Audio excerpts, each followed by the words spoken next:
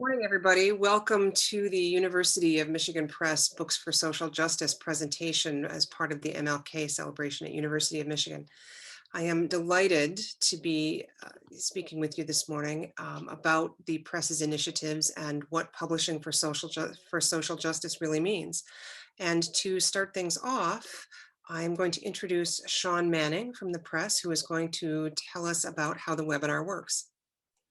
Yes, hello everyone. Thank you for joining us. I think that we all have a bit of Zoom experience by now, but I did just want to run over a couple of quick features, um, such as we have everyone enters the room muted except for the panelists.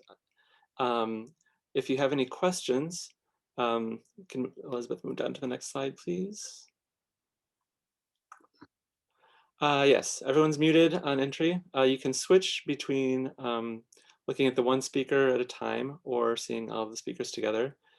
Chat is enabled. If you have any questions or comments for the group, you can put that in chat, or you can use Q&A. Next slide, please. We also have enabled, yes, there's a little chat button at the bottom. We also have Q&A if you want to ask a question directly of the panelists to be answered in the discussion. And next slide. We also have live transcript turned on. If you need it, if you would like to turn it on or off, you can toggle with the live transcript button at the bottom of your screen. And with that, I will turn things back over to Elizabeth. Thank you so much. So the University of Michigan Press has been around for a while. We just celebrated our 90th anniversary last year. We were established in 1930 as part of the graduate school, and we became part of the Michigan Library in 2009, which was a really wonderful partnership. In 2012, we created the Michigan Publishing Organization, which the press is now a part of, along with other organizations within library publishing, such as Michigan Publishing Services and Deep Blue. In 2018, we established the Fulcrum Platform with the aid of a Mellon grant, which is how we publish digital scholarship and ebooks, enhanced ebooks. And we have been a member of the Association of University Presses since 1937. And our mission is basically to publish the very best scholarship and aid learning and the promotion of new ideas and the university. And we also publish amazing books on Michigan and the Great Lakes region, and we are a pioneer in digital scholarship. And with that, to talk about the larger role of the library, I would like to introduce Thomas Dickens, who is the Diversity Inclusion Specialist in Michigan Library. Thomas? Yeah, thank you, Elizabeth. Hello, everyone. Good morning. My name is Thomas Dickens. I use he, him, his pronouns, and I'm the Diversity and Inclusion Specialist in the Dean's Office of the Library. Next slide, please. So I'm just going to spend a little time talking about the larger context of what is known as the Diversity, Equity, and Inclusion Plan, right? So I know a lot of people in the audience may be familiar with the DEI plans across campus, but we want to make sure that we have some context for today's conversation. So the University of Michigan has a diversity, equity, and inclusion plan across campus that was launched in 2016 going into 2017. The University of Michigan Library is a part of the DEI plan across campus, and we have our own specific diversity, equity, inclusion, and accessibility plan within that larger scope. So there's about 50 plans across campus, and we have one of them. So within this plan, there are 4 domains. So these are themes that kind of drive the work that comes out of these specific plans.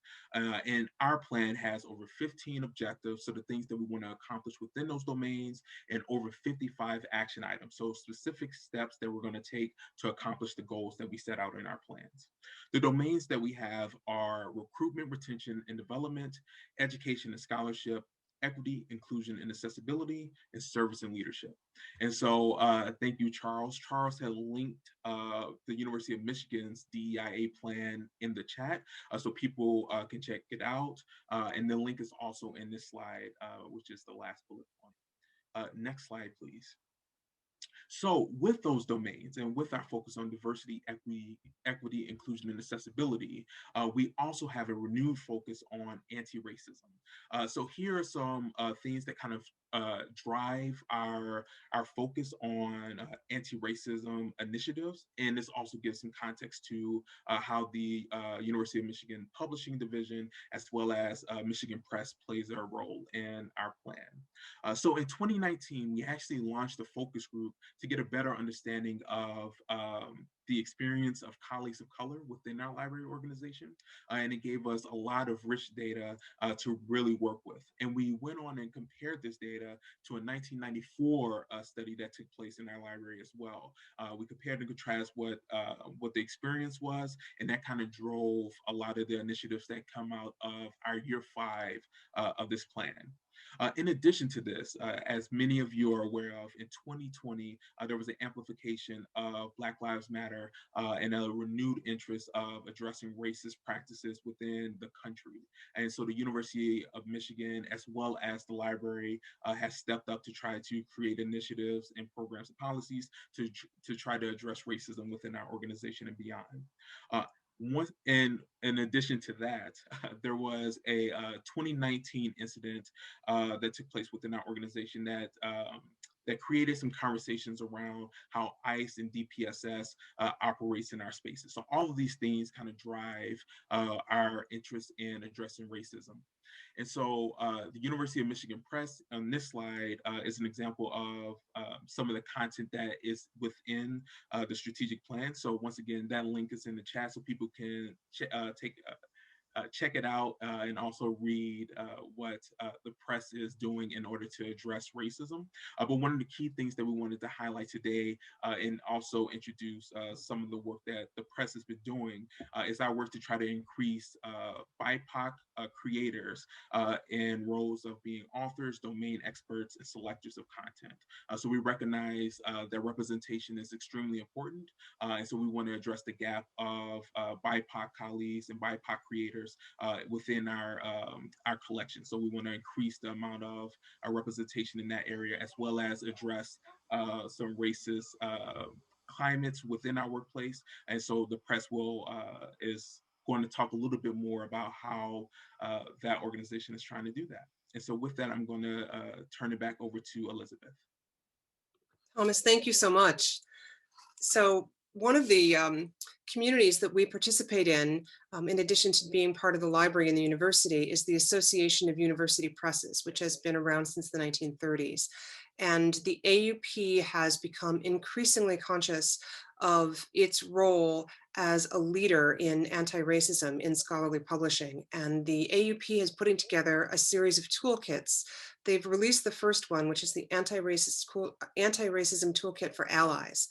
And they identify 5 steps to becoming an ally, which is to become conscious of white advantage, to listen to Black, Indigenous, and people of color without judgment or defensiveness, to move out of social segregation and develop truth-telling relationships of accountability with diverse groups of people, to take action to interrupt racism and white advantage at all levels, and to create work communities where everyone thrives. And I think we have a link to the toolkit in the chat. And as part of that mission, as part of that value of anti-racism, the press is building on a rich tradition. For the last 90 years, we've published in political science, American studies, theater and performing arts, music, Asian studies, and classics. We specialize in adoption studies, disability studies, LGBTQ books, critical race theory, African studies, critical Midwest studies, international relations, global studies, urban studies, voter behavior, identity politics, media, and related history and literature. And so we are not starting from scratch, but we have this wonderful tradition behind us. And I just wanted to highlight some of our recent award winners on titles that really embody this body of work in which we're building. And you can find these books on our website. But what's really exciting is that today is the release of our collection, Where Do We Go From Here? Action-oriented books on diversity, equity, and inclusion in our Books for Social Justice program. And so there's a link here, and if you go there, you will see the entire leaflet, which has just been released. And these titles are really organized in such a way as to think deeply about how to move forward, not just in terms of scholarship, which is of course important, but in terms of action. And as part of that action, we have created resources for classrooms. And you can see here that we have books that are specifically for English language teaching, because we have a very strong English language teaching component of the press. In fact, we're very much known for that. And then our Everybody In, Nobody Out and Conquering Heroines, which are part of our regional titles, about how we're approaching social justice publishing from a community standpoint. And it is now my pleasure to introduce Sarah Jo Cohen, who is our Senior Acquisitions Editor for American Studies and Media Studies in Music. Sarah. Thanks, Elizabeth. Do you need to pass the camera over to me? I don't know Or how can to, people see me?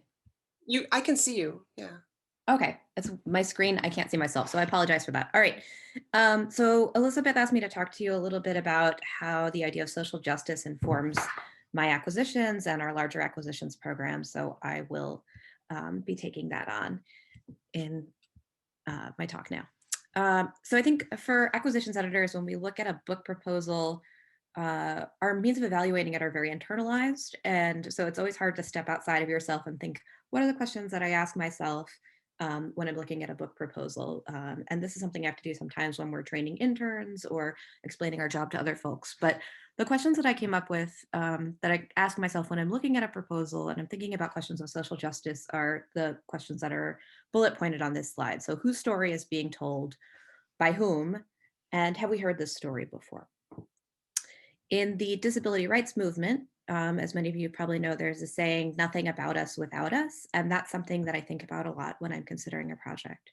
So this doesn't mean that I wouldn't consider publishing a work about African-American women's history that's written by a white woman scholar or a white cis man scholar. Rather, it means that I want to see that the author cites and engages a diverse group of scholars, and I want to see careful and thoughtful engagement with Black women's voices and experiences in the archives, in scholarship, and in the present. I count on my colleagues at the press to keep me honest here and push me when I bring forward projects that are limited in their presentation of race, class, gender, sexuality, and ability. And I think that Elizabeth would tell you that I try to push my colleagues in the same way when I see their projects that aren't taking this on.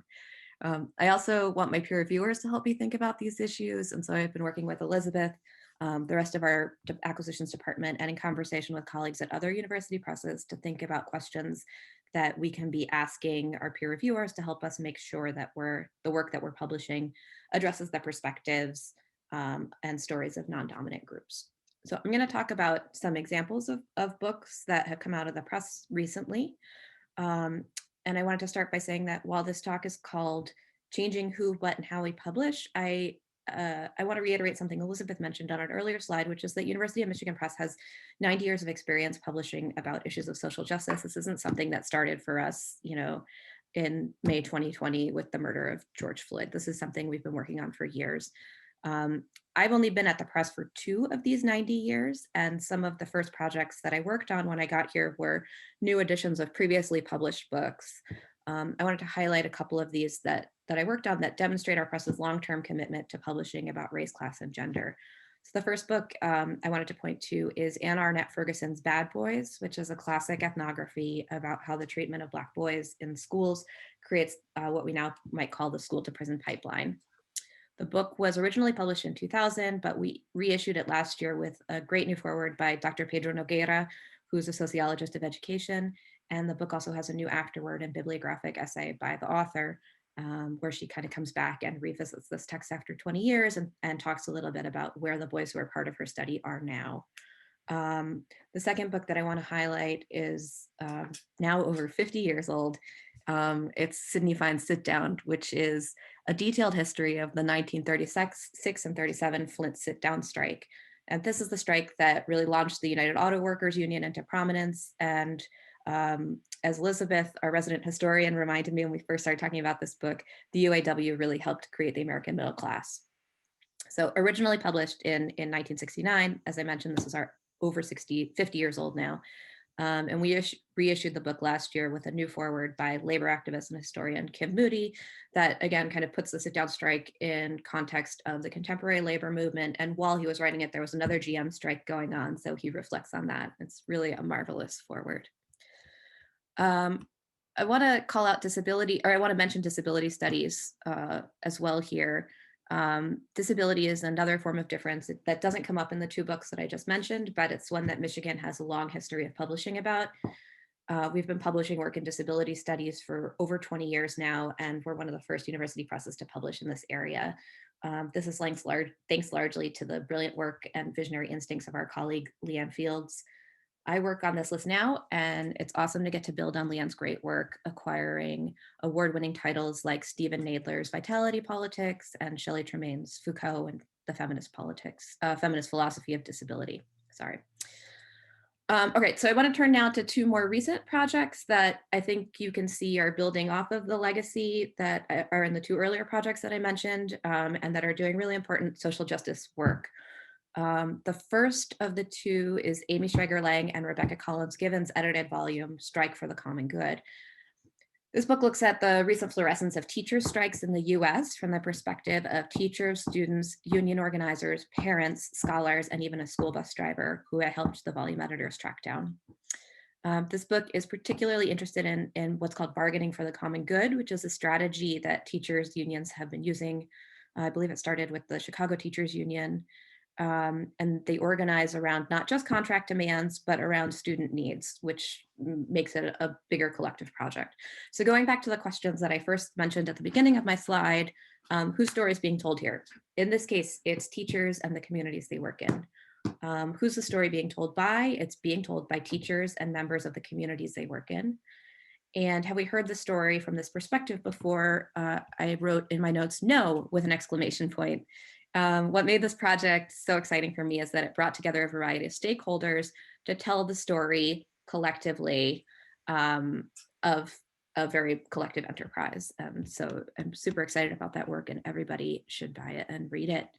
The last project I want to mention is A.D. Carson's I Used to Love to Dream, which I saw Charles just mentioned in the chat. Thank you, Charles.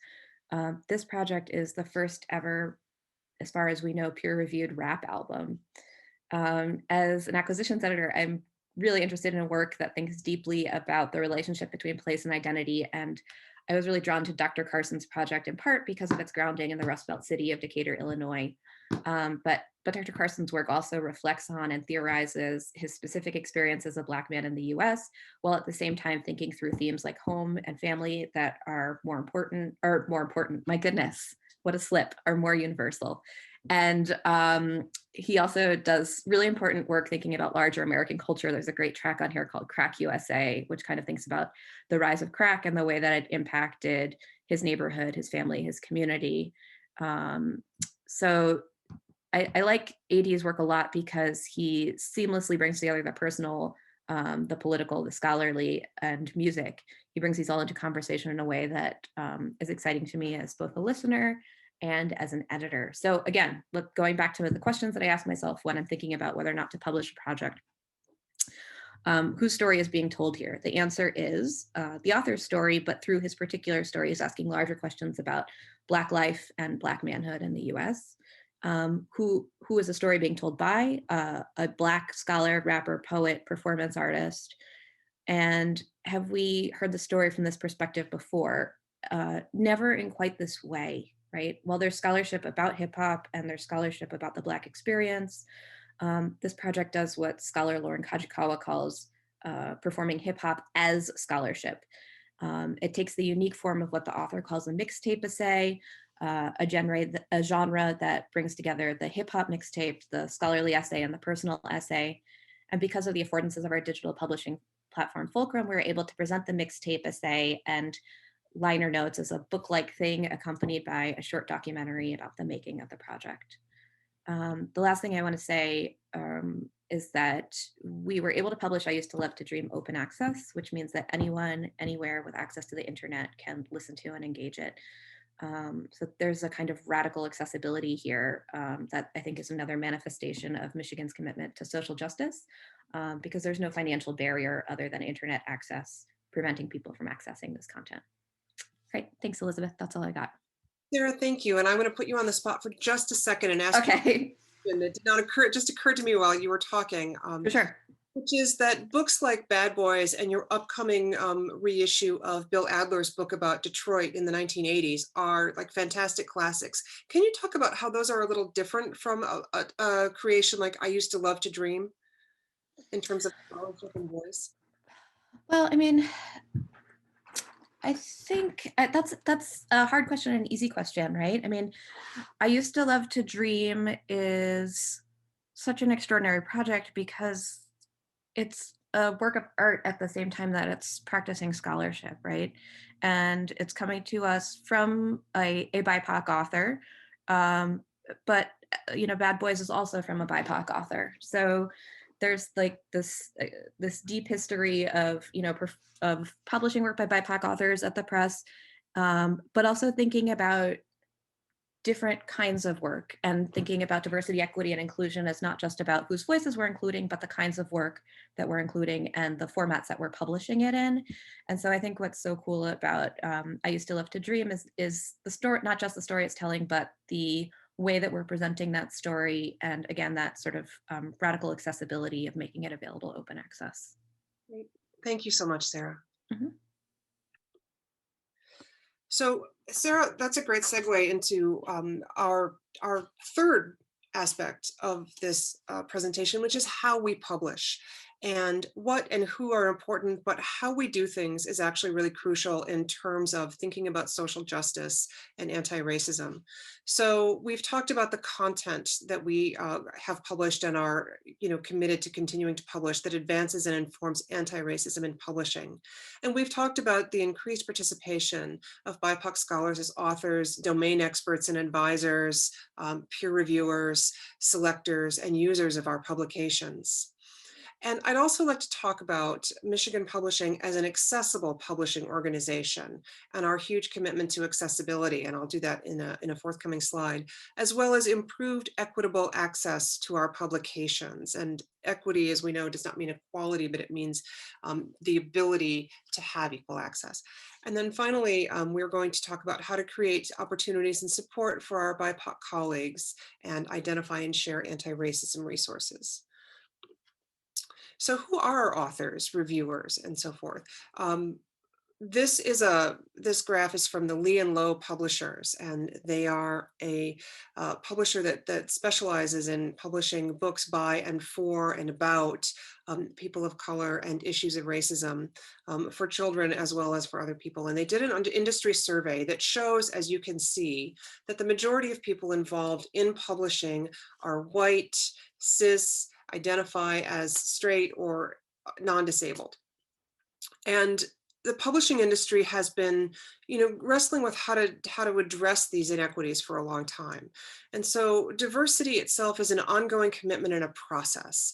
So we are working on the best way to identify our BIPOC authors and peer readers.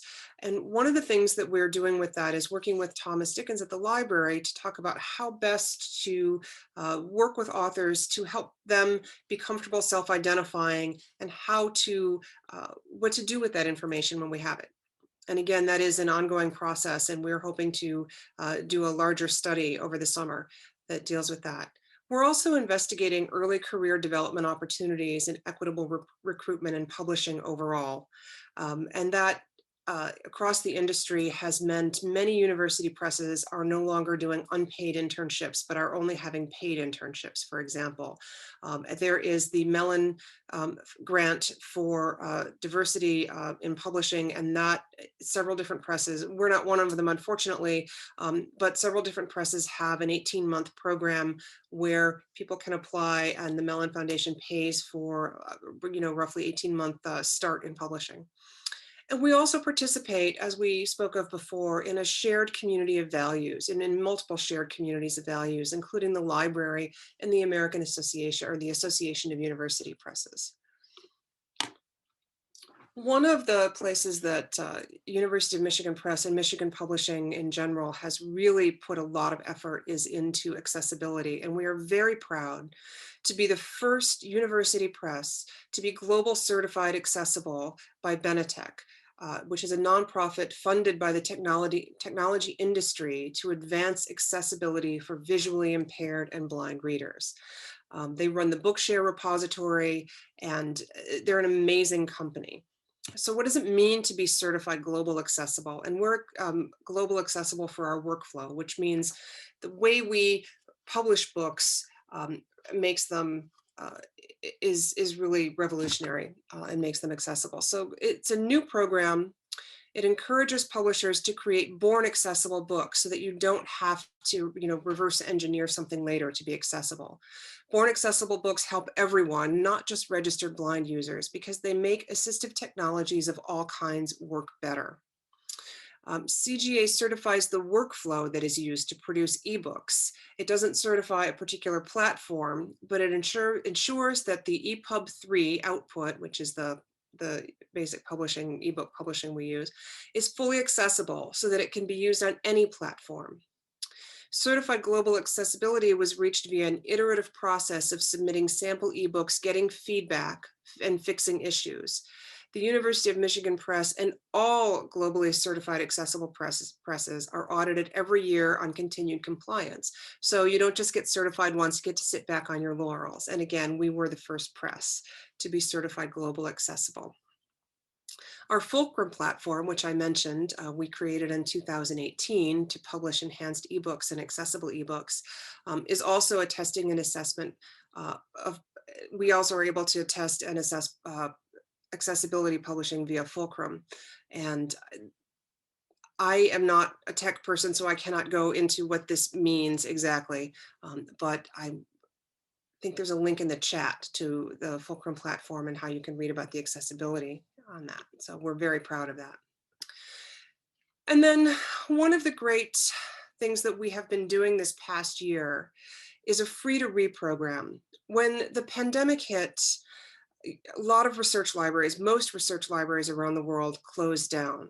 People were not able to access scholarship. And so the University of Michigan Press made our ebook collection, which is one of the stars of our publishing program, free to read from, I think it was March until the beginning of September or somewhere in the fall. And I'll talk a little bit more about that. But we've also created 2 additional free to read programs. The Debate and Democracy collection we put together in conjunction with the US election in 2020.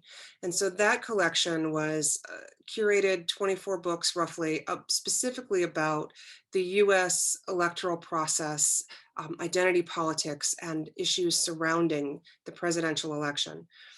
That collection was free to read from throughout the fall. And we did a podcast series along with it. In addition to that, we've received a grant to do open access publishing in Asian studies. And so we have these 2 different, and I think the links to both of these collections are in the chat, these 2 different collections. And the open access Asian studies program was to make books that had previously been published in print form, many of which were out of print, available again as ebook publications. These 2 programs are kind of sister features to the Books for Social Justice promotion and feature that we have now.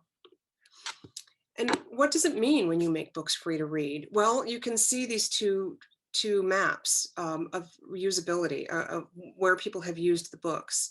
And in 2019, most of our ebook usage was concentrated simply in the United States. But post-pandemic, with the free to read, with the entire ebook collection free to read and the other resources available, you can see a global explosion in uses of our titles. And when people have access to information, they are able to do research, they're able to further their own studies, and they're able to really change the world in terms of how we think about different issues. And this leads me back to where we started, to the Books for Social Justice leaflet that we are launching today. Where can we go from here?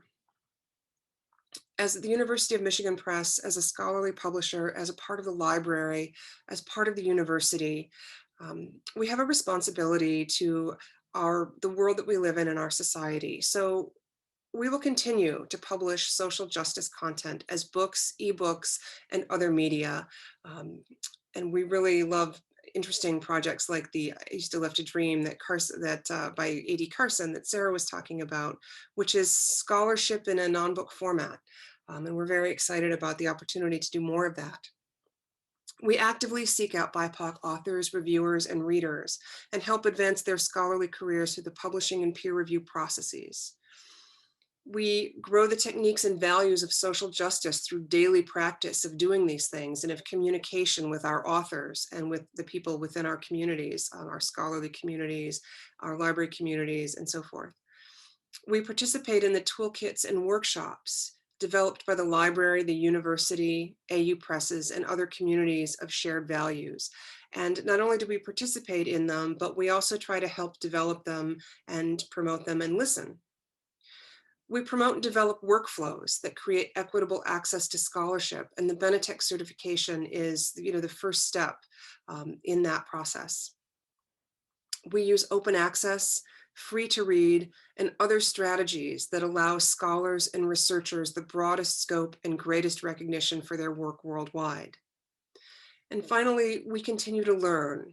We edit how we think, we expand, we refine, we learn, we build. The journey for social justice publishing is just beginning, and it is ongoing. I look forward to your questions, and thank you so much. Let's see. Sean, do we have any questions in the chat? I'm not seeing any questions in the chat, but if you do have any for any of our panelists, please put them in there now and we will address everything we can.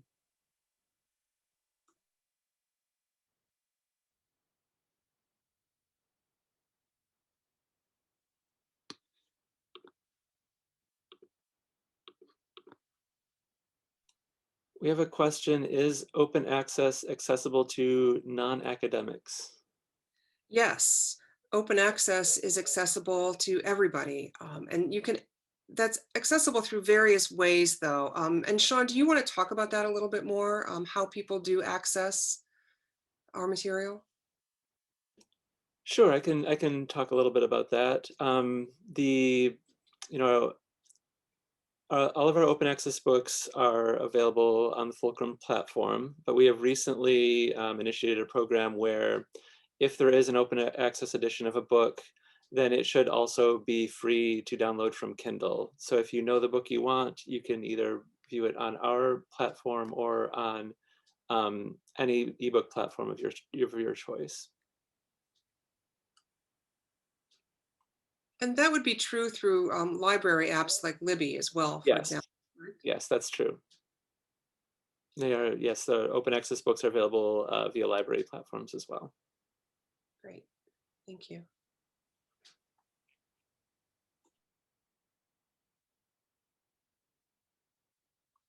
One of the interesting issues that comes up with open access is who does it benefit?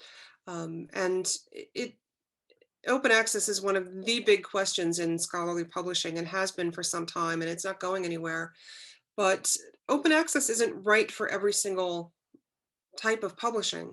In some cases, authors use open access might necessarily prevent authors, particularly authors in other countries, from accessing the ability to access royalties or to publish in their own countries via home country publishers.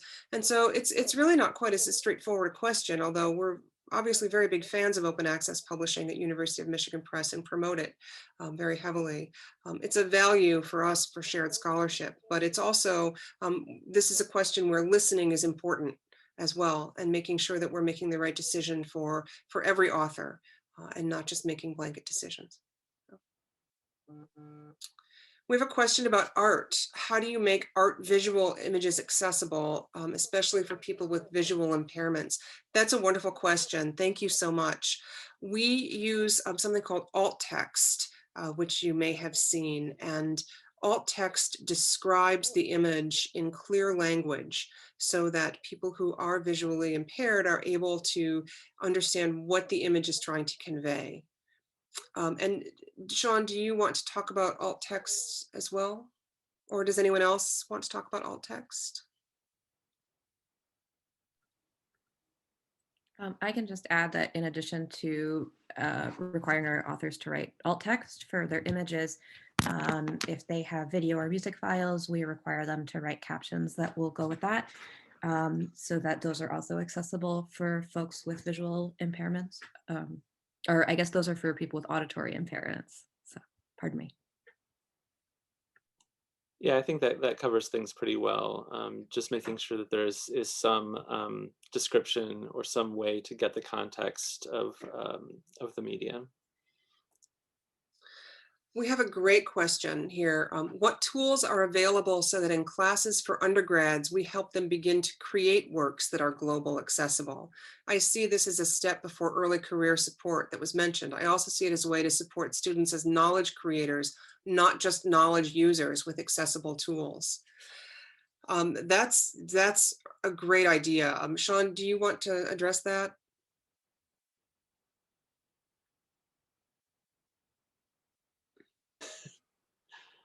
I just put Sean on the spot.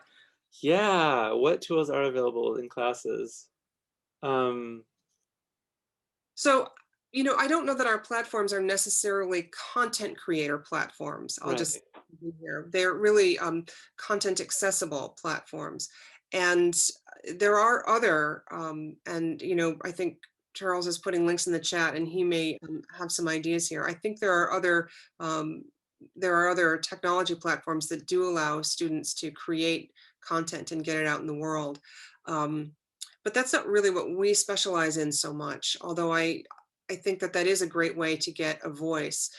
As an acquisitions editor, I've worked in trade and in scholarly publishing. And one of the things that was a bonus for trade authors is having a platform and having an audience already built in before you come to the publisher.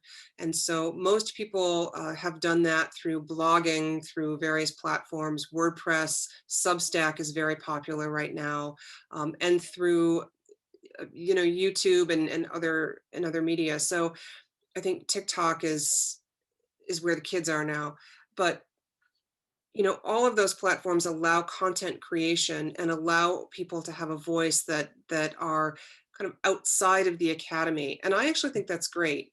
I don't know that the academy should necessarily dictate, all voices and all scholarship, but developing that voice and bringing that to your publishing and to your academic career are also really valuable. It's not an either or. Right. Yeah. And as far as tools available, I think that all I might add to that is these things that we're talking about, like alt text or descriptions of media, is valuable to be aware of in your content creation practice, so that when you are putting your content out in the world, that it is accessible, or you know how to make it accessible. Right. Thank you.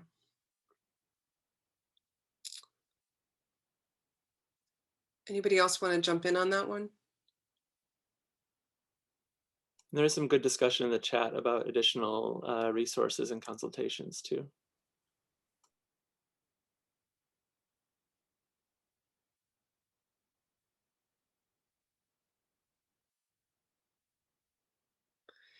Is Kindle accessible? That's a good question. I'm booting that one back to Sean as well.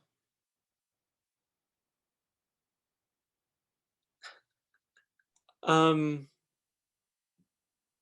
say not necessarily, but it can be in the ways that we are building our accessible materials into our ebook files. I believe that's the case. Yeah, it isn't by default. And I think this comment about the book author not being the best alt text writer in some cases is accurate. I mean, sometimes they're fantastic at it, but we do have Stephanie Rosen from the Library Accessibility Committee is a good resource for that. But there are also a lot of private companies and organizations that write alt text professionally, and it's not that expensive.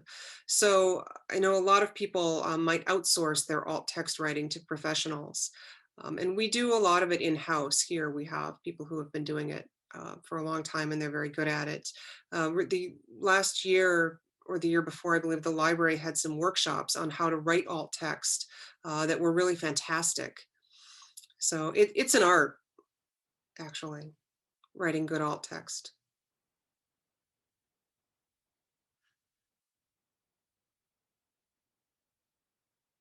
And Sarah's recommending the book Academic Ableism, which we published, and there's a link to that book as well, OA. So.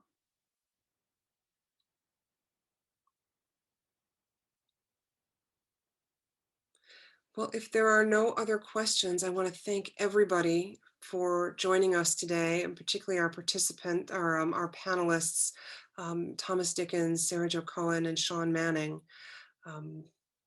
Thank you so much for joining us. We've put the links to everything in the chat. And, oh, wait, we have one more. I've often considered proposing to the press a series on philosophy of disability, a series that would solicit manuscripts in the area.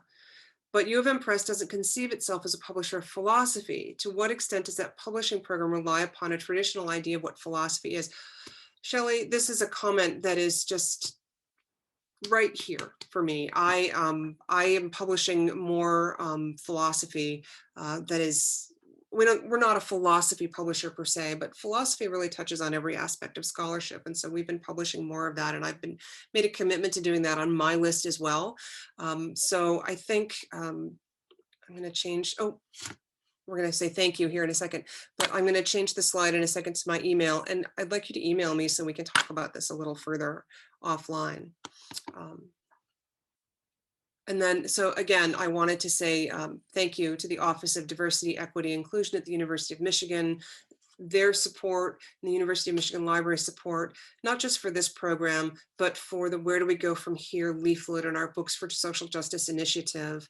And just as well as being part of their community is amazing. They're really wonderful partners, and we're so happy to work with them. So thank you.